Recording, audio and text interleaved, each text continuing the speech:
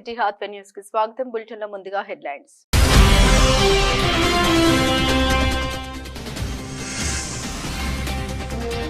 దేహదానాలకు వృద్ధ దంపతుల అంగీకారం. వినూత్నంగా వృద్ధ దంపతుల పుట్టినరోజు వేడుకలు.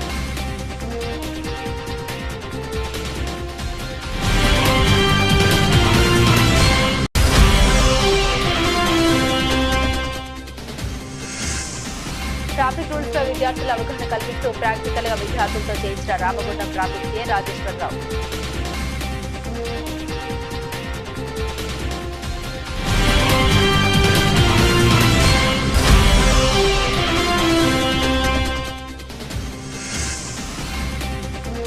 కండక్టర్ లేకుండానే బయలుదేరిన బస్సు ప్రయాణికులు చెప్పడంతో తిరిగి బస్ స్టాండ్కి తీసుకెళ్లిన డ్రైవర్.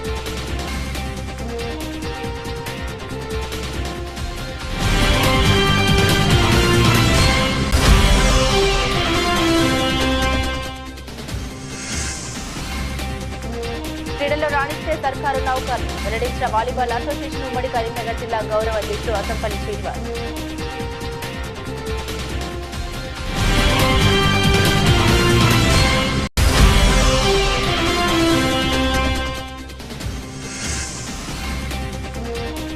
డ్రంక్ అండ్ డ్రైవ్ లో పట్టుబడిన 2 వ్యక్తులకు 3 రోజుల జైలు శిక్ష.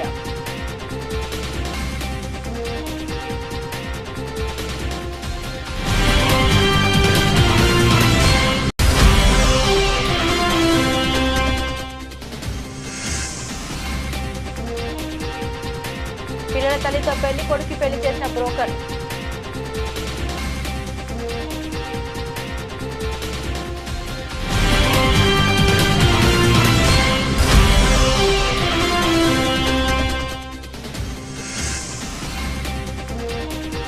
అధికార పార్టీ నేతలకు అనుకూలంగా వ్యవహరించిన టౌన్ ప్లానింగ్ అధికారిని బదిలీ చేయాలి.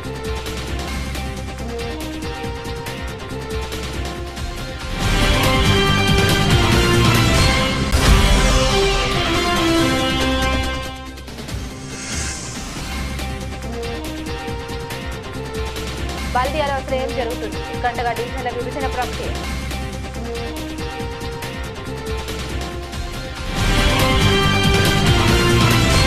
రామగుండం నగరపాలక సంస్థ కార్యాలయంలో అసలు ఏం జరుగుతుంది? డివిజన్ల పునర్విభజనకు సంబంధించి ఇటీవల వెలువరించిన డ్రాఫ్ట్ నోటిఫికేషన్ ఫైనల్ చేస్తారా లేదంటే సవరిస్తారా అన్నది ఎటు తేలడం లేదు. సోమవారం పెద్దపల్లి జిల్లా కలెక్టర్ కోఎస్టీ హర్ష రామగుండం నగరపాలక సంస్థ కార్యాలయానికి చేరుకుని దాదాపు 4 గంటల పాటు ఇక్కడ అధికారులతో వేర్వేరుగా సమీక్ష జరపడం ప్రాధాన్యత సంతరించుకుంది. విభజనకు సంబంధించి డివిజన్ల కొత్త ముఖ చిత్రాన్ని సమగ్రంగా పరిశీలించడం, ఆయా విభాగాల అధికారులతో వేర్వేరుగా వివరాలు సేకరించారు. కాగా పలువురు ఆశావాహులు, రాజకీయ పార్టీల నాయకులు డివిజన్ల పునర్విభజనపై తమ అభ్యంతరాలు తెలిపేందుకు కార్యాలయానికి చేరుకోగా కలెక్టర్ కలిసేందుకు గంటల పాటు నిరీక్షించాల్సిన పరిస్థితి వచ్చింది. ముందుగా స్థానిక సంస్థల అదనపు కలెక్టర్ అరుణశ్రీతో భేటీ అయిన జిల్లా కలెక్టర్ నగరపాలక సంస్థ ప్రత్యేక అధికారి కోఎస్టీ హర్ష డివిజన్ల విభజనపై వచ్చిన అభ్యంతరాలు, ఫిర్యాదులపై సుదీర్ఘంగా చర్చించారు. అనంతరం కార్యాలయంపై అంతస్తులో ఉన్న పట్టణ ప్రణాళిక విభాగానికి నేరుగా కలెక్టర్ వెళ్లి అక్కడ సంబంధిత అధికారులతో చాలాసేపు చర్చించారు. గోదావరికని శారదానగర్ కు చెందిన మాజీ ప్రభుత్వ ఉద్యోగి లాయిశెట్టి రాజయ్య, మధురమ్మ వృద్ధ దంపతులు ఆదివారం రాత్రి వినూత్నంగా వారి పుట్టినరోజు వేడుకలు జరుపుకున్నారు. తమ మరణానంతరం దేహాలను మెడికల్ కాలేజీలకు దానం చేస్తామని ఈ సందర్భంగా అంగీకారం ప్రకటించారు. ఈ కార్యక్రమానికి ముఖ్య అతిథిగా వేచేసిన రామగుండం మాజీ ఎమ్మెల్యే, ఆర్టీసీ సంస్థ మాజీ చైర్మన్ సోమరపు సత్యనారాయణ మాట్లాడారు.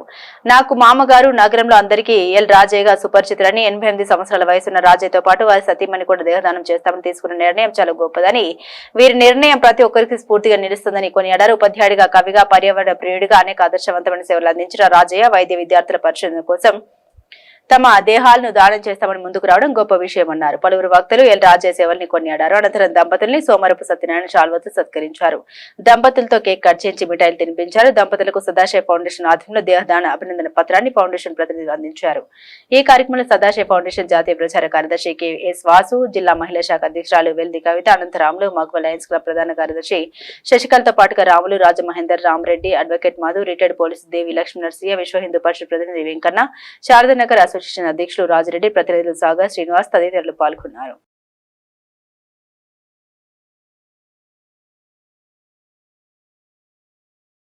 శుభ సందర్భంలో గర్వించదగ్గ విషయం.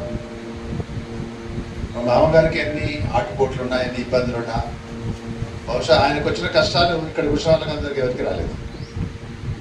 అన్ని కష్టాలను ఎదుర్కొని ధైర్యంగా నిలబడి ఇప్పటికి కూడా మనకంటే ఉత్సాహంగా ఉన్న వ్యక్తి ఎవరన్నా ఉన్నారంటే మా మామ తర్వాత వారి ఉత్సాహము, వారి సంతోషము, వారి శరీరాన్ని, వారి ఆత్మని శుద్ధిపరచడం కాకుండా చుట్టుపక్కల మన మీద కూడా కొంత దాని ఎఫెక్ట్ పడుతుంది. వారిని చూసినప్పుడు మనకు ధైర్యం, మా మామగారి ఇంత స్టాండ్ అవుతున్నాడు, మనం ఎందుకు కాలేమనేది ఒక విధమైన మనకు ఉత్సాహం కానీ, సంతృప్తి కానీ, ఒక అవగాహన కానీ కలుగుతుంది, ఒక ధైర్యం కూడా కలుగుతుంది. ఈ సందర్భంగా వారికి నేను హృదయపూర్వకంగా ధన్యవాదాలు తెలియజేసుకుంటున్నాను. ఆ భగవంతుని ప్రార్థిస్తాను, ఇలాగే మా మామగారు, అత్తగారు కూడా 100 సంవత్సరాలు పూర్తి చేయాలని నేను ఆ భగవంతుని ప్రార్థిస్తున్నాను. ఎందుకంటే మా చిన్నమ్మ గారు అంటే మామగారు అక్కగారు అప్పుడే 140 సంవత్సరాలు పూర్తి చేసింది. మా మామేం తక్కువనా, ఆయన కూడా 100 సంవత్సరాలు పూర్తి చేస్తాడు. మా మామగారు 100 సంవత్సరాలు మేమే తక్కువ, మీతో పాటు మేము ఉంటాం. సో ఈ రకంగా మామగారి ఒక మంచి కార్యక్రమం చేపట్టినాడు. ఈరోజు ఈ కార్యక్రమాన్ని నేను మర్చిపోయాను, క్షమించాలి.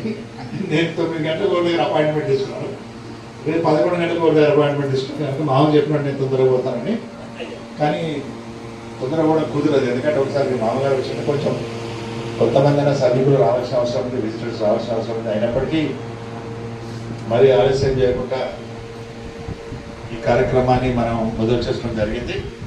దానికి ఏమైనా తొందరపాటు చర్య జరిగినట్టు అనిపిస్తే మామగారు క్షమించాలని కోరుకుంటున్నాను. సో ఈ సందర్భంగా మరొకసారి వారికి ధన్యవాదాలు తెలియజేసుకుంటూ, వారు నాకు ఒక మార్గదర్శకులు. చిన్నప్పుడు నేను ఇంట్లో చక్కెర బాగా తినేది, అందుకే తీయగా మాట్లాడుతుంటాను.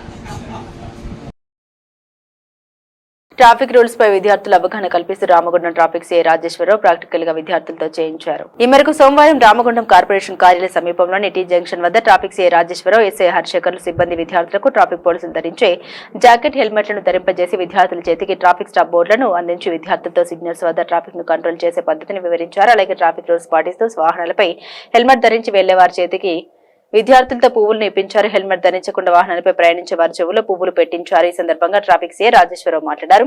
ప్రతి వాహనదారు ట్రాఫిక్ రూల్స్ పాటించాలని, విద్యార్థుల తల్లిదండ్రులు వారి పేరెంట్స్ ట్రాఫిక్ రూల్స్ పాటించేలా హెల్మెట్ ధరించి వాహనం నడిపేలా తెలపాలని చెప్పడం జరిగిందని, ట్రాఫిక్ రూల్స్ పై విద్యార్థులు కూడా అవగాహన కల్పించడం జరిగిందని తెలిపారు.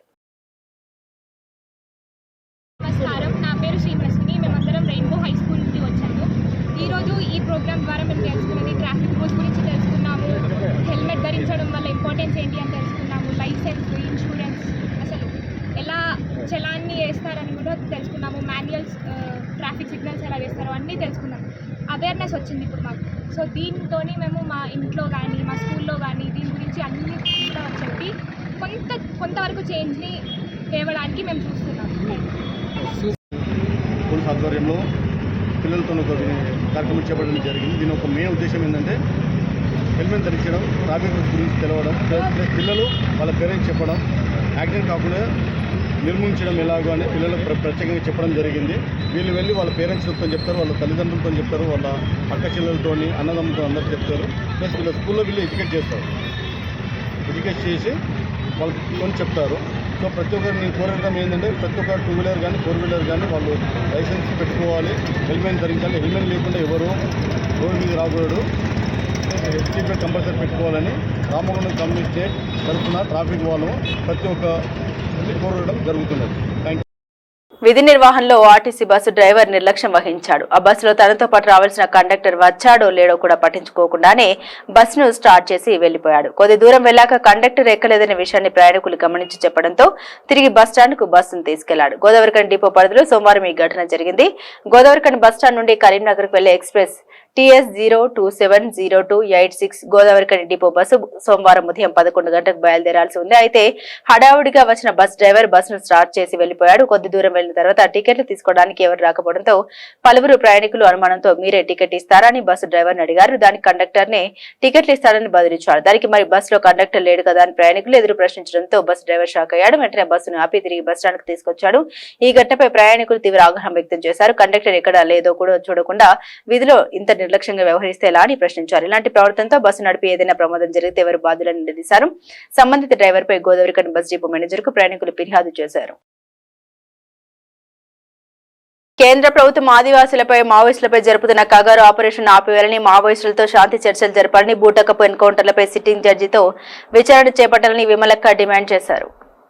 దేశంలోని మధ్య భారతంలో ఆదివాసులపై కేంద్ర ప్రభుత్వం దాడులు, హత్యాకాండం తక్షణమే ఆపాలని, అడవులను అటవీ సంపదను బడా కార్పొరేట్ శక్తులకు కట్టబెట్టడాన్ని ఉపసంహరించుకోవాలని సోమవారం 3 ప్రజా సంఘాల ఆధ్వర్యంలో నిరసన వ్యక్తం చేశారు. సభకు ముందు ఆపరేషన్ కగారులో మరణించిన మావోయిస్టు అమరవీరులకు జోహార్లు అర్పించారు. ప్రజా సంఘాల కళాకారులు ఎన్కౌంటర్లో మరణించిన మావోయిస్టులపై పాటలు పాడారు. ఈ సందర్భంగా సిపిఐ ఎమ్మెల్యే కేంద్ర కమిటీ సభ్యులు గుర్రం విజయ్ కుమార్, పౌర హక్కుల సంఘం రాష్ట్ర సహాయక కార్యదర్శి మాధవ కుమారస్వామితో కలిసి విమలక్క మాట్లాడారు. కేంద్ర ప్రభుత్వం నేడు రాజ్యాంగానికి విరుద్ధంగా పనిచేస్తూ రాజ్యాంగం కల్పించిన జీవించే హక్కును కూడా హరించి వేస్తుందని ఆరోపించారు. ప్రభుత్వాలు నేడు జీవించే హక్కు కోసం అడుక్కునే పరిస్థితులు దాపురించాయని తెలిపారు. మేము వివిధ మార్క్సిస్ట్ లెనిస్ట్ సంస్థలకు చెందినటువంటి వాళ్ళం, వివిధ ప్రజా సంఘాలకు చెందినటువంటి వాళ్ళం. ఇవాళ భారతదేశంలో మధ్య భారత్లో చాలా ఘోరమైనటువంటి అణిచివేత, హింసాకాండ, మానవ హననం జరుగుతున్నది. మరీ ముఖ్యంగా ఆదివాసీల్ని ఏరి పట్టుకొని చంపివేస్తున్నారు. ఈ చంపివేసే దుర్మార్గాన్ని, ఈ చంపివేసే కార్యక్రమాన్ని ఆపాలని భారత ప్రభుత్వానికి నేతృత్వం వహిస్తున్నటువంటి మోడీ షాల్ని మేము కోరుతున్నాం. మేము మాత్రమే కాదు, యుద్ధ రంగంలో ఉన్న మావోయిస్టులు కూడా తాము ఆయుధాలు దాచిపెడతామని, ఆయుధాలు ప్రయోగించమని ప్రకటించి శాంతి చర్చలు జరపమని వాళ్ళు కోరుతున్నారు. ఈ శాంతి చర్చలు జరపడం ద్వారా మధ్య భారత్లో జరుగుతున్నటువంటి హింసాకాండ, అణిచివేత ఇదంతా ఆగిపోవాలనేటువంటి వాళ్ళ కోరిక, సహజమైనటువంటి మానవీయ కోరికతోటి వాళ్ళు ఆయుధాలు మేము నిలిపివేస్తాము. మీరు కూడా పోలీసుల్ని వాళ్ళని పంపి ఆదివాసులను చంపడాన్ని, మావోయిస్టులను చంపడాన్ని ఆపివేయండి. ఈ విధంగా వాళ్ళు కోరుతున్నప్పటికీ భారత ప్రభుత్వం వాళ్ళ మాటలు వినిపించుకోవట్లేదు. మావోయిస్టుల మాటలే కాదు, దేశవంతంగా ఉన్నటువంటి వివిధ కమ్యూనిస్టు సంస్థలు, వివిధ ప్రజా సంఘాలు, ప్రజాతంత్రవాదులు వాళ్ళు మరీ కోరుతున్నారు. వాళ్ళు రాష్ట్రపతికి కూడా ఒక విజ్ఞప్తి పంపించారు. అయినప్పటికీ భారత ప్రభుత్వం ప్రజాతంత్రవాదుల మాటలు కానీ, పార్లమెంట్లో ఉన్నటువంటి పక్షాల మాటలు కానీ వినటానికి సిద్ధంగా లేదు. మానవ హననాన్ని, ఆదివాసీల తుడిచివేతని, ఆ ఆదివాసీలకు అండగా నిలబడినటువంటి మావోయిస్టుల్ని అందరినీ తుదముట్టించాలనేటువంటి ప్రయత్నంలో మోడీ షాలు ఉన్నారు. ఎందుకు ఉన్నారు అంటే, మధ్య భారత్లో అనేక ఖనిజాలకు నిలయం. ఆ ఖనిజాలన్నింటినీ ఈ దేశంలో దళారీలు, ఈ దేశంలో బడా పెట్టుబడిదారులు విదేశాలతో కలిసి, విదేశీ బడా సంస్థలతో కలిసి తవ్వి తీసుకెళ్ళాలి. ఎట్లాంటి దానికి సంబంధించినటువంటి ఖరీదు లేకుండా తవ్వి తీసుకెళ్ళాలి. ఆ తవ్వి తీసుకెళ్లాలంటే ఇక్కడ ఆదివాసీ ఉద్యమం లేకుండా ఉండాలి. ఆదివాసీలకు మద్దతు ఇచ్చే మావోయిస్టులు కానీ మరొకరు కానీ లేకుండా ఉండాలనే ఒక దుర్మార్గమైనటువంటి ఆలోచన విధానంతో మోడీ షా ప్రభుత్వం నడుస్తుంది. దీన్ని మోడీ షాల యొక్క ఈ దుర్మార్గమైన ఆలోచనని నిలువరించడం కోసం ఒక ప్రజా ఉద్యమం అవసరం, ఒక పెద్ద ప్రజాతంత్ర ఉద్యమం అవసరం. దాంట్లో భాగంగా మేము ఇక్కడ ఈ రామగుండంలో 3 రైతు కూలీ సంఘాల ఆధ్వర్యంలో ఇవాళ ఈ సదస్సును నిర్వహిస్తున్నాము. ఈ సదస్సు సందర్భంలో ఇంకా అనేక విషయాలు మనం పంచుకోవాల్సి ఉంది. ఆ వేదిక నుంచి మేము పంచుకుంటాం. దేశంలో రాజ్యాంగ ఉల్లంఘన జరుగుతూ ఉంది. మన దేశంలో కోర్టుల ఉల్లంఘన జరుగుతూ ఉంది. ఏ రాజ్యాంగం మీద అయితే ప్రమాణం చేసి మేము అధికారంలోకి వచ్చామని చెప్పబడుతున్నటువంటి ఈ ప్రభుత్వం ఒక్క చోట కూడా రాజ్యాంగాన్ని అమలు చేయడం లేదు. ఇది రాజ్యాంగాన్నైనా అమలు చేయండి. మీరు రాజ్యాంగబద్ధంగా ఏముంది, జీవించే హక్కు ఉంది. బాధాకరమైనటువంటి అంశం ఏంటంటే 75 సంవత్సరాల స్వతంత్ర భారతం అని చెప్పబడుతున్నటువంటి ఈ భారతదేశంలో జీవించే హక్కు కోసం పోరాడే పరిస్థితిలో ఉన్నాం. మనం ఇంకా మాకు జీవించే హక్కునివ్వండి అని కోరుకునేటువంటి పరిస్థితిలో ఉన్నాం, అడుక్కునే పరిస్థితిలో ఉన్నాం. అసలు ఈ దేశం ఎటుపోతుంది, ఎక్కడుంది, ఏం జరుగుతుంది అనేటువంటిది ఒక్కసారైనా పాలకులు ఆలోచించాలని, ఇక్కడ జరుగుతున్నటువంటి పరిణామాల్ని దృష్టిలోకి తీసుకొని ఆపరేషన్ కగార్ని వెంటనే నిలిపివేయాలని, సుప్రీంకోర్టు సిట్టింగ్ జడ్జి చేత న్యాయ విచారణ జరిపించాలని, ఆపరేషన్ కగార్ పేరుతో అక్కడికి పంపించినటువంటి పోలీసు బలగాల్ని వెంటనే వెనక్కి రప్పించాలని, మావోయిస్టులతో శాంతి చర్చలు జరపాలని చెప్పేసి ప్రధానమైనటువంటి డిమాండ్స్తో ఇక్కడ 3 ప్రజా సంఘాల ఆధ్వర్యంలో జరుగుతున్నటువంటి ఈ సభను కూడా సజావుగా జరగడానికి కూడా వీల్లేదని, ప్రదర్శన జరుపుకోవడానికి వీల్లేదని ఇవాళ చేస్తున్నటువంటి ఈ పరిస్థితిని మేమంతా కూడా నిరసన వ్యక్తం చేస్తూ ఉన్నాము. ఇక్కడ అంటే ఇంతకుముందే చెప్పినట్టుగా ఈ ప్రభుత్వం ప్రస్తుతం కాంగ్రెస్ ప్రభుత్వం ఉన్నది మన రాష్ట్రంలో. వాళ్ళ 7వ గ్యారంటీల్లో ప్రజాస్వామికమైనటువంటి వాతావరణం నెలకొంటుంది అని చెప్పేసి వాళ్ళు పెట్టుకున్నారు. ఏదండి ప్రజాస్వామ్యం? మరి ప్రదర్శనకు కూడా అవకాశం లేనటువంటిది. ఆఖరికి హాల్ మీటింగ్స్ కూడా పర్మిషన్ తీసుకోవాలని మీరు చెప్తుంటే ఇంకెక్కడున్నాం మనం అనేటువంటిది ఒక్కసారి మనల్ని మనం ప్రశ్నించుకునేటువంటి పరిస్థితిలో ఉన్నాం. అందుకోసమే ఇవాళ ఆదివాసీలు చేస్తున్నటువంటి పోరాటం చాలా న్యాయమైంది. ఇవాళ వనరుల విధ్వంసం కొనసాగుతుంది, పర్యావరణ విధ్వంసం కొనసాగుతూ ఉంది. పర్యావరణాన్ని కాపాడుకోవాలనుకోవడంలో కూడా తప్పేంటి? అది కూడా ప్రశ్నించడమే నేరమా అనేటువంటిది కూడా మా ప్రశ్న ఇక్కడ. అందుకోసమే ఇవాళ ఆదివాసీలు చేస్తున్నటువంటి పోరాటం న్యాయమైంది. ఆదివాసీలకు అండగా మావోయిస్టులు ఉన్నారు అక్కడ. ఇవాళ అడవిని బహుళజాతి సంస్థలకు కట్టబెట్టడం అనేటువంటి సరైనది కాదు అనేటువంటిది. ఇక్కడ ఉన్నటువంటి వనరుల సంపద, ఇక్కడ ఉన్నటువంటి అడవి అంతా కూడా ఆదివాసీ బిడ్డలది. అడవి మీద హక్కు కూడా ఆదివాసీ బిడ్డలకే చెందాలి. ఇక్కడ ఉన్నటువంటి వనరుల సంపద ప్రజలకు చెందాలి అనేటువంటిది న్యాయబద్ధమైంది. అందుకోసం ఈ న్యాయమైనటువంటి పోరాటం ఇవాళ మరింత ముందుకే సాగుతుంది. కాబట్టి వెంటనే ఇవాళ ప్రభుత్వం మావోయిస్టులతోటి శాంతి చర్చలు జరపాలని, అసలు వాళ్ళు ఏం చెప్పదలుచుకున్నారో అవకాశం ఇవ్వమని చెప్పేసి ప్రభుత్వానికి మేమంతా విజ్ఞప్తి చేస్తా ఉన్నాం. జై తెలంగాణ. ఇవాళ ఇక్కడ ఈ గోదావరిఖని భాస్కరరావు భవన్లో జరిగే మీటింగ్ ముఖ్య ఉద్దేశం, బీజేపీ ప్రభుత్వం అధికారంలో 2014 వచ్చిన తర్వాత ఇది 11వ సంవత్సరం. 3వసారి ఎన్డీఏ గవర్నమెంట్ కోalitionగా చంద్రబాబు నాయుడు, నితీష్ కుమార్ తోటి ఇవాళ అధికారంలో ఉంది. కానీ 2023 చివరి నాటికే ఇజ్రాయెల్ టెక్నాలజీ, అమెరికన్ టెక్నాలజీ తోటి ఛత్తీస్గఢ్ ఆదివాసీ ప్రాంతంలో కూడా ఒక అత్యాధునికమైన ఒక యుద్ధవాతాన్ని ఇప్పుడు మనం చూస్తున్నాం. ఏదైతే ఉక్రెయిన్ రష్యా యుద్ధం, అట్లాగే మొన్న శుక్రవారం మొదలైన ఇజ్రాయెల్ ఇరాన్ యుద్ధం చూస్తున్నాం. అమెరికా ఈ ప్రాంతంలోని వనరులను దోపిడీ చేయడానికి యుద్ధ తంత్రంలో భాగంగానే ఇక్కడ జనవరి 2001 నుంచి కగార్ అనే ఆపరేషన్ మొదలుపెట్టింది బీజేపీ మోడీ ప్రభుత్వం. అయితే ఈ ఆపరేషన్ ముఖ్య ఉద్దేశం పేరుకు మధ్య భారతంలో ఉన్నటువంటి మావోయిస్టులను మార్చి 2026 లోపల మేము ఏరివేస్తాం, తుదమిస్తామని చెప్తున్నారు.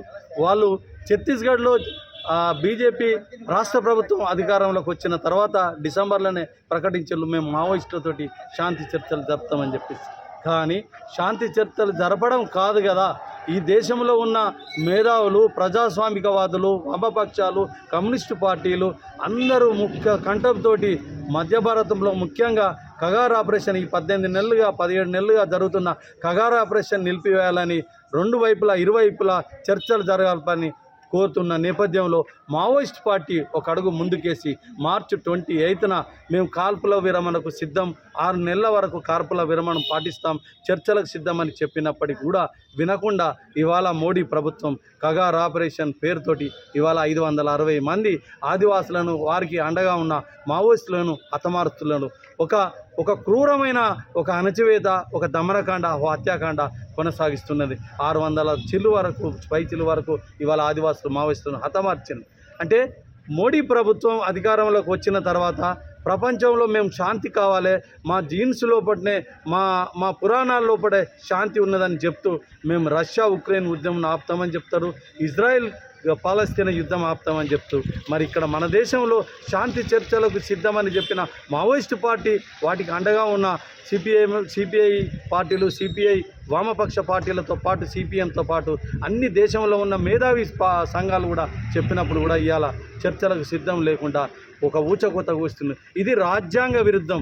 వీటి అన్నిటికీ మూలం ఏంటంటే ఇంతకుముందు గుర్రం విజయ్ కుమార్ సార్ చెప్పినట్టు, విమలక్క చెప్పినట్టు, ఈ ప్రాంతంలో ఏదైతే మధ్య భారతంలో ఉన్న ఒక 29 రకాల ఖనిజాలను ఇవాళ బహుళజాతి కంపెనీలకు, అదానీ అంబానీలకు ఇవ్వడానికి వాళ్ళు చేసుకున్న ఎంఓఈలు, మెమోరాండం ఆఫ్ అగ్రిమెంట్స్ను ఇవాళ కొనసాగించడానికి ఇవాళ ఆదివాసీ ప్రాంతంలో అమలు కావాల్సిన 5th షెడ్యూల్, 6th షెడ్యూల్, పెసా చట్టం, గ్రామసభ తీర్మానాలను అమలు చేయకుండా వాళ్ళు ప్రజాస్వామికంగా ఆదివాసులు పోరాడుతున్నప్పటికీ, వారికి అండగా ఉన్న మావోయిస్టులు చెప్తున్నప్పటికీ వీటన్నిటిని బుల్డోజ్ చేయడానికి ఇవాళ బీజేపీ ప్రభుత్వం శాంతి చర్చలను కూడా పెడచెవిన పెట్టేసి వాళ్ళు ఫీడ్ స్టాక్స్ కాదు కదా, మొన్న మే 21 నాడు ఏదైతే మావోయిస్ట్ పార్టీ ప్రధాన కార్యదర్శి కేశవరావుతో పాటు మిగతా వాళ్ళందరూ కూడా వాళ్ళ అదుపులోకి వచ్చినప్పటికీ కూడా వాళ్ళను హతమార్చడానికి లక్ష్యంగా చేస్తున్నారు. ఇవన్నీ ఇప్పటికైనా బీజేపీ ప్రభుత్వం ఇవన్నీ మానుకోవాలని, కేంద్ర ప్రభుత్వం వెంటనే మావోయిస్ట్ పార్టీతో శాంతి చర్చలు జరపాలి.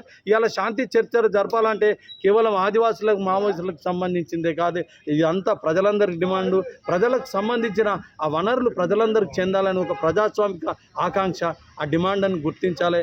అట్లాగే ఒక యుద్ధాన్ని మించిన యుద్ధం చేస్తున్న కగార్ ఆపరేషన్ను నిలిపివేయాలి. ఆ సైనిక ప్రాంతంలో నుంచి కర్రెగుట్టల నుంచి సైనికులందరినీ ఉపసంహరించుకోవాలని, ఆదివాసీ ప్రాంతంలో ఉన్న ఆ ఖనిజాలు ఈ దేశ ప్రజలందరిది, మరి ముఖ్యంగా పర్యావరణానికి సంబంధించిన అంశం అది.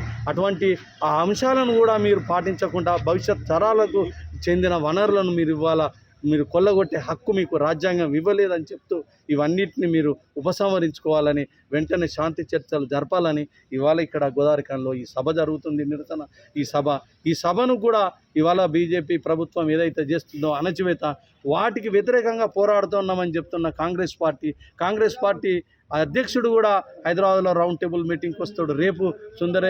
రేపు ఇందిరా పార్కు దగ్గర ఒక పెద్ద ధర్నా, ఆ ధర్నాలో కాంగ్రెస్ పార్టీ, బీఆర్ఎస్ పార్టీ, వామపక్ష CPI, CPM, CPIML, new democracy అన్ని పార్టీలు పాల్గొంటున్నాయి. వాళ్ళు దానికి ఆర్గనైజ్ చేస్తున్నారు. మరి ఇక్కడ అదే థీమ్ తోటి, అదే లక్ష్యంతో ఈ సభ జరుగుతుంటే పోషమ్మ మైదాన్ నుంచి ఇక్కడ దాకా సభకు పోలీసులు పర్మిషన్ లేదని లాస్ట్ మూమెంట్ చెప్పడం ఇది సరికాదు. కాంగ్రెస్ ప్రభుత్వం ఏడో గ్యారంటీ అని చెప్పేసింది. రాహుల్ గాంధీ ఎన్నో సందర్భంలో మేము ప్రజాస్వామిక పాలన అన్నాడు. మీరు వెంటనే ఈ సభ అయిపోయిన తర్వాత ర్యాలీకి పర్మిషన్ ఇవ్వాలని ఇక్కడున్న శ్రీధర్ బాబు కావచ్చు, పొన్నం ప్రభాకర్ కావచ్చు, స్థానిక ఎమ్మెల్యే మకాన్ సింగ్ కావచ్చు, ఈ సభ అయ్యే 2 గంటల లోపల మీరు పోలీసులకు డైరెక్షన్స్ ఇచ్చి ఈ ర్యాలీకి కూడా పర్మిషన్ ఇప్పించాలి. ఈ ర్యాలీకి అడ్డంకులు కల్పించొద్దని, కేంద్ర ప్రభుత్వం మావోయిస్ట్ పార్టీతో శాంతి చర్చలు జరపాలని ఆ నినాదాన్ని ఈ గోదావరిఖని ప్రజలందరికీ పోవాలి. అట్లాగే కాల్పన విరమణ పాటించాలని ఈ స్లోగన్స్ తోటి ప్రజలు అందరూ వినాలి. అట్లాగే కర్రెగుట్టల నుంచి బలగాలను విత్డ్రా చేసుకోవాలి. 5th షెడ్యూల్ 6th షెడ్యూల్ పైసా చట్టాలను ఈ నినాదాలు ప్రజలందరికీ కోల్ బెల్ట్ కార్మిక వర్గాన్ని పోవాలా.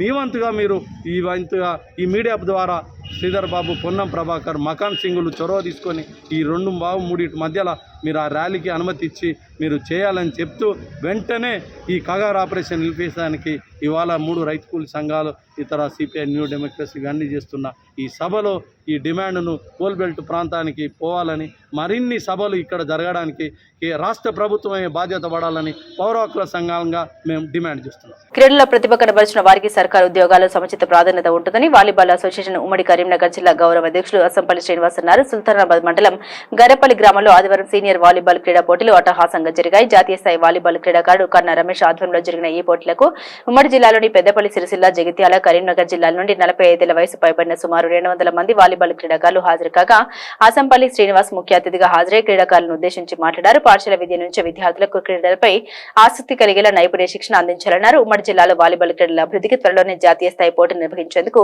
సన్నాహాలు జరుగుతున్నాయని తెలిపారు. క్రీడల్లో మంచి పట్టు సాధించిన వారికి ప్రభుత్వ ఉద్యోగాలు అవలీలగా వస్తాయని పేర్కొన్నారు. ఈ కార్యక్రమంలో బీజేపీ రాష్ట్ర కార్యవర్గ సభ్యుడు గొట్టెముక్కల సురేష్ రెడ్డి, కరీంనగర్ జిల్లా అధ్యక్షులు పడాల అజయ్ తదితరులు పాల్గొన్నారు. కాగా ఈ పోటీలో కరీంనగర్ జిల్లా జట్టు విజేతగా నిలవగా జగిత్యాల జిల్లా జట్టు రన్నర్ గా నిలిచింది. విజేతల్ని అసంపల్లి శ్రీనివాస్ ప్రత్యేకంగా అభినందించారు.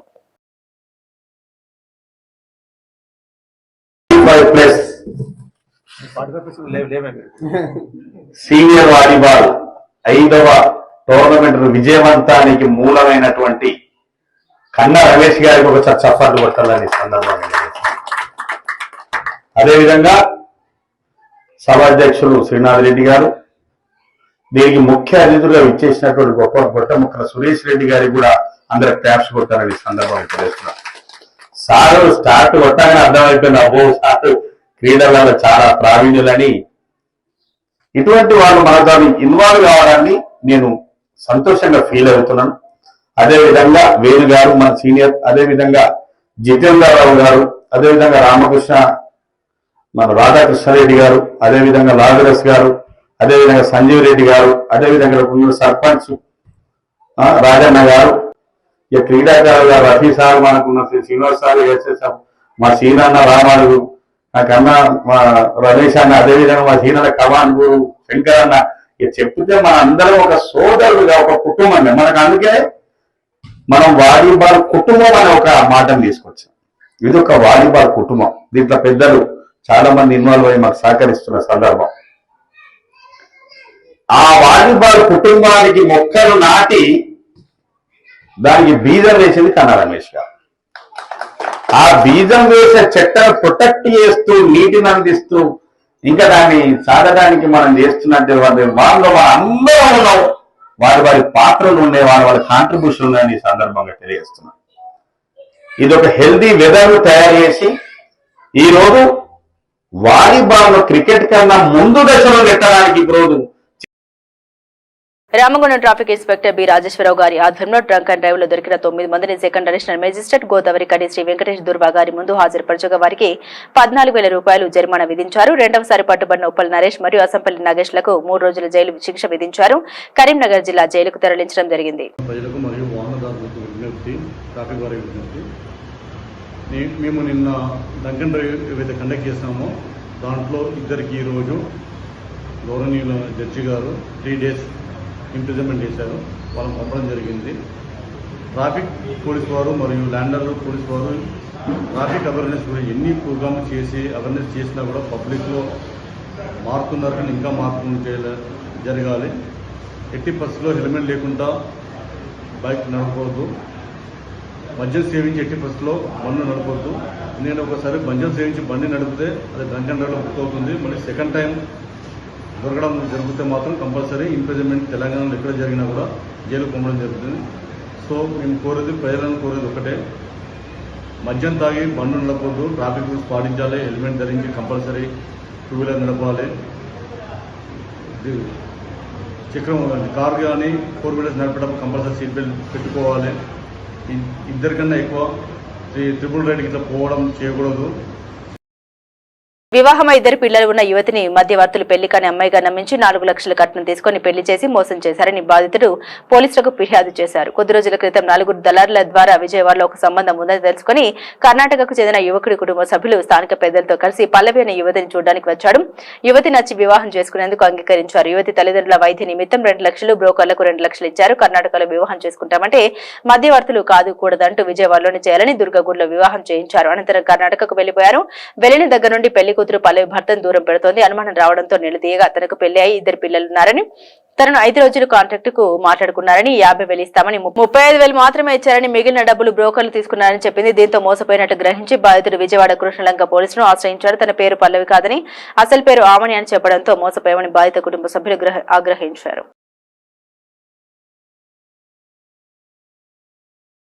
రామగుండం నగరపాలక సంస్థలో డివిజన్ల పెంపుదలలో భాగంగా డివిజన్ల పునర్విభజన సందర్భంగా కార్పొరేషన్ అధికారులు పారదర్శకంగా లేకుండా అశాస్త్రీయంగా పునర్విభజన చేయడం పట్ల కొన్ని డివిజన్ల ఇండ్లు ముఖ్యంగా దళిత సామాజిక వర్గ ఓటర్ల గల్లంతో అయినాయని, దీనికి కారణమైన టౌన్ ప్లానింగ్ అధికారికి అధికార పార్టీ నేతల కన్సర్నల్లో నడుస్తూ వారికి అనుకూలంగా చేస్తున్నారని అనేక ఆరోపణలు ఉన్నాయని, కావున వారిపై సమగ్ర విచారణ చేసి ప్రాంతం నుండి అటు అధికారిని బదిలీ చేయాలని పెద్దపల్లి జిల్లా కలెక్టర్ శ్రీ కోయ హర్ష గారిని ఫైట్ ఫర్ బెటర్ సొసైటీ అధ్యక్షులు మద్దెల దినేష్ కోరారు. అనంతరం ఆయన మాట్లాడారు. రామగుండం నగరపాలక సంస్థ కార్యాలయానికి సోమవారం విచ్చేసిన సందర్భంగా జిల్లా కలెక్టర్ కోయ హర్ష గారిని కలిసి డివిజన్ల పునర్విభజన 50 డివిజన్లు ఉండగా వాటిని 60 డివిజన్ల పెంపుదల కొరకు 4/6/2025 నాడు డ్రాఫ్ట్ నోటిఫికేషన్ అధికారికంగా విడుదల చేయడం జరిగిందని, ఇందులో భాగంగా డివిజన్ల పునర్విభజన పూర్తిగా అశాస్త్రీయంగా ఉందని, అసలు కేవలం ఇంటి పనులు వసూలు చేసే సిబ్బంది మరియు రెవెన్యూ ఆఫీసర్లు కలిసి కేవలం మున్సిపల్ కార్యాలయంలోనే కూర్చొని 24 గంటల వ్యవధిలో ఏ విధంగా చేస్తారని, కనీసం డివిజన్ల పర్యవేక్షించకుండా ఎలాంటి ప్రజా అభిప్రాయ సేకరణ చేయకుండా కొంతమంది అధికార పార్టీ నేతలకు అనుకూలంగా అధికారుల తీరు ఉందని ఆగ్రహాన్ని వ్యక్తం చేశారు. 100 రోజుల కార్యాచరణ ప్రణాళికలో భాగంగా సోమవారం రామగుండం నగరపాలక సంస్థ ఆధ్వర్యంలో పుష్కర్ ఘాట్ గోదావరి నది తీరాన ప్లాస్టిక్ బాటిల్, వారి బ్యాగులు, ఇతర చెత్త ఏరి శుద్ధి చేశారు. ఈ కార్యక్రమంలో నగరపాలక సంస్థ deputy commissioner Nayani Venkataswamy, ward అధికారులు, ఎన్విరాన్మెంటల్ ఇంజనీర్ మధుకర్, మెప్మాటి ఎంసీ మౌనిక, సిఓలు, ఆర్పీలు, శానిటరీ జవాన్లు, సిబ్బంది తదితరులు ఉన్నారు. ప్రభుత్వం చేపట్టినటువంటి 100 రోజుల ప్రణాళికలో భాగంగా ఈరోజు రామగుండం మున్సిపల్ సిబ్బంది అందరూ వచ్చి ఇక్కడ గోదావరి దగ్గర క్లీన్ చేయడం జరిగింది. ఇందులో గోదావరిలో ప్లాస్టిక్ ఉంటుంది. ముఖ్యంగా ప్లాస్టిక్ వలన పొల్యూషన్ జరుగుతుంది వాటర్ అనేది.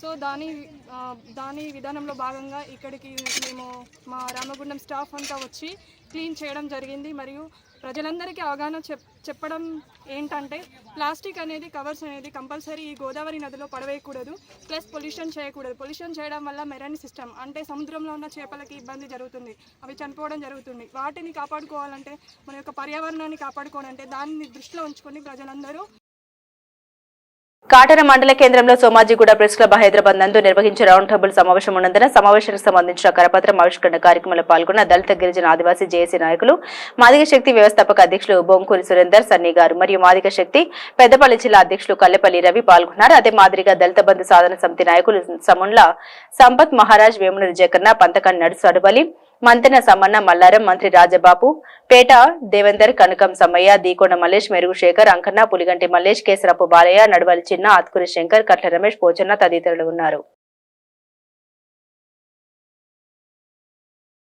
ఈరోజు దళిత గిరిజన ఆదివాసీ జేఏసీ ఆధ్వర్యంలో దళితులకు, గిరిజనులకు, ఆదివాసులకు జరుగుతున్నటువంటి అన్యాయాల మీద వారి యొక్క డిమాండ్స్ని ఎన్నుకొని ప్రభుత్వానికి తెలియజేసే యొక్క ప్రభుత్వం నుంచి రావాల్సిన వాటాను పొందాలనే ఉద్దేశంతో దళిత గిరిజన ఆదివాసీ జేఏసీ ఆధ్వర్యంలో ఈ నెల 26/6/25 రోజున జరగబోయే రౌండ్ టేబుల్ సమావేశానికి సబ్బండ వర్గాలను ఆహ్వానిస్తూ అందరి యొక్క సమస్యని పరిష్కరణ కొరకు ఈ యొక్క రాష్ట్ర ప్రభుత్వానికి తెలియజేస్తూ, లేని పక్షంలో ఈ యొక్క ప్రభుత్వం పట్ల ఒక పెద్ద యుద్ధం ప్రకటించాలనే ఉద్దేశంతో ఈ యొక్క కరపత్రాన్ని వేసుకొని 33 జిల్లాల్లో ఉన్నటువంటి అన్ని వర్గాల్ని కలుసుకొని వారికి యొక్క అంశాన్ని తెలియజేస్తూ, దాంతో ప్రధానంగా రీజన్ ఉన్నటువంటి దళిత బంధు నిధులను విడుదల చేయాలని, అదే మాదిరిగా మీరు ఏదైతే చెప్పిలో సేవల డిక్లరేషన్ భాగంగా అంబేద్కర్ అభ్యస్తం పథకాన్ని అమలు చేయాలనే మాట నిలుపుకోవాలని చెప్పని ఈరోజు కాంగ్రెస్ పార్టీకి గుర్తు చేస్తూ ఈ కరపత్రం ఈ తెలంగాణ 33 జిల్లాలకు చూస్తుందంటే ఇది ఒక గొప్ప సంతోషకరమైన వార్త. అందులో ఈ కరపత్రం దీనిని ముట్టుకోవడం నాకు నిజంగా గొప్ప అదృష్టం భావిస్తూ ఉన్నా. ఎందుకోసం అంటే ఈ కరపత్రం అనేది మొట్టమొదటిసారిగా ఆవిష్కృతమైంది మహనీయుడు, ఉద్యమకారుడు గోండు పెప్పులి కొమరం భీం మనవడి చేత ఈ కరపత్రం ఆవిష్కృతమైంది. అందుకు నేను గొప్ప అదృష్టవంతంగా ఫీల్ అవుతా ఉన్నా. ఎందుకోసం అంటే అలాంటి మహనీయుని మనవడి చేత ఈ కరపత్రం ఆవిష్కృతం అవడం చాలా గొప్ప విషయం. దీంట్లో చాలా ఆదివాసులకు, గిరిజనులకు, దళితులకు కావాల్సిన అంశాలు ఉన్నాయి కాబట్టి ఆయన దీని పట్ల మాట్లాడడం, స్పందించడం చాలా సంతోషకరమైన వార్త. ఎందుకంటే ఈ 60 ఏళ్ళ సంవత్సరాల కాలం నుంచి ఎన్ని ప్రభుత్వాలు మారినా, ఎంతమంది ముఖ్యమంత్రులుగా మారినా, ఎంతమందికి మంత్రులు, స్పీకర్లుగా, ప్రధానమంత్రులుగా ఎన్ని పదవులు వచ్చినప్పుడు కూడా ఆర్థికంగా, అక్షరంగా, అధికారంగా, ఆత్మగౌరవంగా దూరంగా ఉండేది మటుకు ఒక ఈ దళిత, గిరిజన, ఆదివాసీ వర్గాలే ఊరికి చివరి ఉంటాయి. కాబట్టి ఆ వర్గాల్లో చైతన్యం రావాలంటే ఇలాంటి కరపత్రం అనేది బయలుదేరాలని చెప్పని కోరుతా ఉన్నాం. అదే మాదిరిగా దళితుల పేరిట ఎన్నో కుల సంఘాలు, దళిత సంఘాలు అని చెప్పని ఖాళీల పేరిట మనం ఎన్నో చూస్తూ ఉన్నాం. కానీ ఆ యొక్క మేధావి వర్గాన్ని అడుగుతూ ఉన్నాం, దళిత బంధు ఫ్రీజున్న నిధులను లేదా అంబేద్కర్ అభ్యస్తాన్ని ఈ యొక్క దళిత సామాజిక వర్గానికి ఇవ్వడం మీకు సమంజసం కాదా? ఇది ఇవ్వడం మీకు ఇష్టం లేదా? అంటే దళితులు ఆర్థికంగా బాగుపడడం నిజంగా మీకు ఇష్టం లేదా? అంటే కొన్ని కమర్షియల్ ట్యాక్స్ల కోసమో, కమర్షియల్ విషయాల కోసమో తప్ప దళితులు నిజంగా ఆర్థికంగా, అక్షరంగా, అధికారికంగా, ఆత్మగౌరవం కొద్ది బతకడం మీకు అనేది ఇష్టం లేదని చెప్పని అడుగుతా ఉన్నాం. ఎందుకంటే సంవత్సరం పైనుంచి లాస్ట్ డిసెంబర్ 23/7 నుంచి మొదలుకొంటే ఇవాళ 16 తారీఖు 25 వరకు ఇదే కాటారం వేదిక ఎంపిక చేసుకొని భూపాలపల్లి జిల్లాను మొదలుకొని భూపాలపల్లి జిల్లా నుంచి మంత్రిని కావచ్చు, భద్రాచలం కావచ్చు, హైదరాబాద్ కావచ్చు, దళిత బంధు సాధన సమితి అనే పేరిట ఈ యొక్క ఏదైతే 132 మందికి రీజింగ్లో పెట్టిరో ఆ అమౌంట్ విడుదల చేయాలి.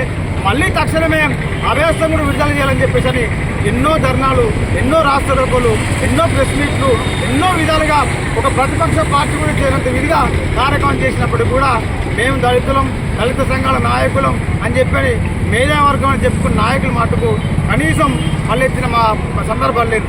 ఒక మాట కొంతమంది అగ్రవర్ణాలకు సంబంధించిన రెడ్డి గారు, రావు గారు ఒక మినిస్టర్ దగ్గర కూర్చున్నప్పుడు వారు ప్రాధాన్యపడినట్టు మాకు సమాచారం ఉన్నది. కానీ ఒక దళితుల్లో రాజకీయ పార్టీలో పనిచేసి మంత్రుల దగ్గర లేదా వివిధ రాజకీయ పార్టీల్లో ఉన్నతమైన పదవుల్లో ఉంటూ మేము అని చెప్పుకునే దళిత మేధావి వర్గం మట్టుకు ఆ పెద్దల దగ్గర మాట్లాడినట్టుగా ఎక్కడైతే వినబడిన దాఖలాలు లేదు. ఇప్పటికైనా దళిత మేధావి వర్గాన్ని కోరుతా ఉన్నాం. అన్నా, ఈ దళిత బంధు వచ్చినా లేదా అభ్యాసం వచ్చినప్పుడు కూడా మన దళిత సామాజిక వర్గానికి సంబంధించిన వ్యక్తులకే లాభం జరుగుతుంది. కాబట్టి మీరు దౌత్యవేత్తలుగా మారండి, దళితులు ఆర్థికంగా ఎదిగేదానికి పెద్దన్న పాత్ర పొందని కోరుతూ ఈ యొక్క ప్రభుత్వానికి కూడా సూచన. రేపు రాబోయే రోజుల్లో స్థానిక ఎన్నికలు ఉన్నమాట తెలిసిన విషయమే. ఈ స్థానిక ఎన్నికల్లో ఈ భూపాలపల్లి కలెక్టర్ అకౌంట్ ఉన్నటువంటి దళిత బంధు నిధుల్ని, బ్రీచింగ్ల నిధుల్ని మంత్రి గారు ప్రత్యేకమైన చొరవ తీసుకొని విడుదల చేస్తారని చెప్పి మాకు పూర్తిగా నమ్మకం ఉన్నది. ఈ నమ్మకం కనుక ఒకళ్ళ అపనమ్మకం అయితే అది కూడా ఏ విధంగా ఉంటుందో మేము చెప్తా ఉన్నాం. ఈ యొక్క మంత్రి నియోజకవర్గం ఉన్నటువంటి 50,000 పైచిలుకున్న దళిత వర్గాలందరినీ ఒక దగ్గరికి కలిపి ఈ 60 ఏళ్ల పాలన దళితులకు ఏం జరిగిందో వివరించి రాబోయే స్థానిక ఎన్నికల్లో మీ వాటిని పూర్తి స్థాయిలో మొలకెత్తకుండా చేస్తామని చెప్పని ఈరోజు తెలియజేస్తా ఉన్నాం. ఎందుకంటే మాకు రావాల్సిన వాటానే మేము అడుగుతున్నాం. మేము తప్పుదారిలో మేము మాట్లాడలే కాబట్టి మీరు ఇప్పటికైనా తక్షణమే మా దళితుల పట్ల, దళితుల ఓటుతో గెలిచి దళితుల పైన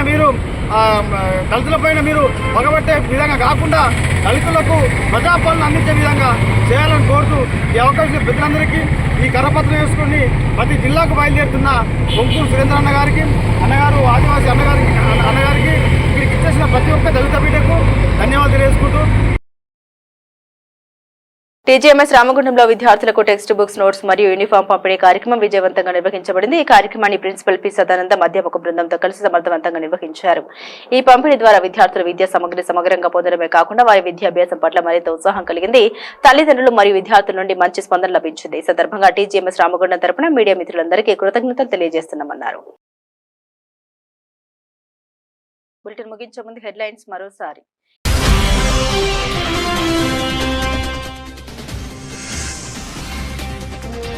దేహదానాలకు వృద్ధ దంపతుల అంగీకారం, వినూత్నంగా వృద్ధ దంపతుల పుట్టినరోజు వేడుకలు.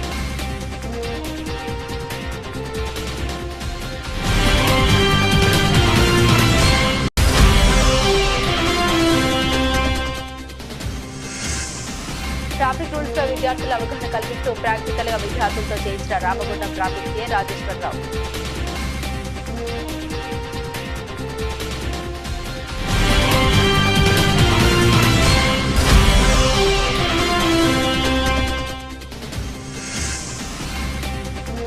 కండక్టర్ లేకుండానే బయలుదేరిన బస్సు, ప్రయాణికులు చెప్పడంతో తిరిగి బస్ స్టాండ్కి తీసుకెళ్లిన డ్రైవర్.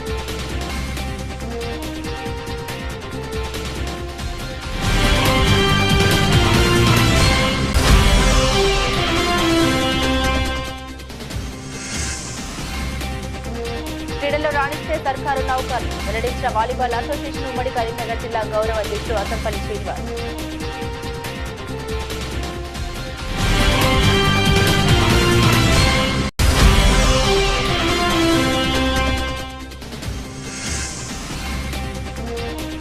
డ్రంక్ అండ్ డ్రైవ్ లో పట్టుబడిన 2 వ్యక్తులకు 3 రోజుల జైలు శిక్ష.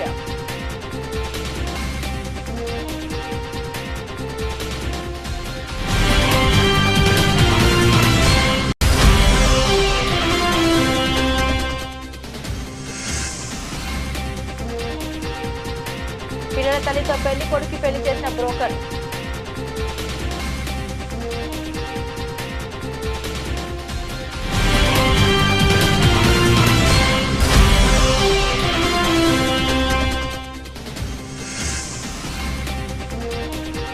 అధికార పార్టీ నేతలకు అనుకూలంగా వ్యవహరించిన టౌన్ ప్లానింగ్ అధికారిని బదిలీ చేయాలి.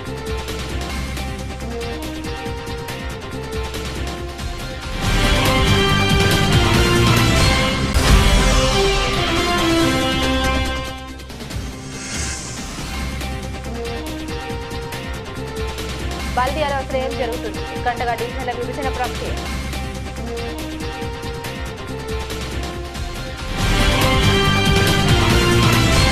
ఇవి బులెటిన్ అప్డేట్స్. మరిన్ని అప్డేట్స్ కోసం చూస్తూనే ఉండండి సిటీ హాత్వే న్యూస్.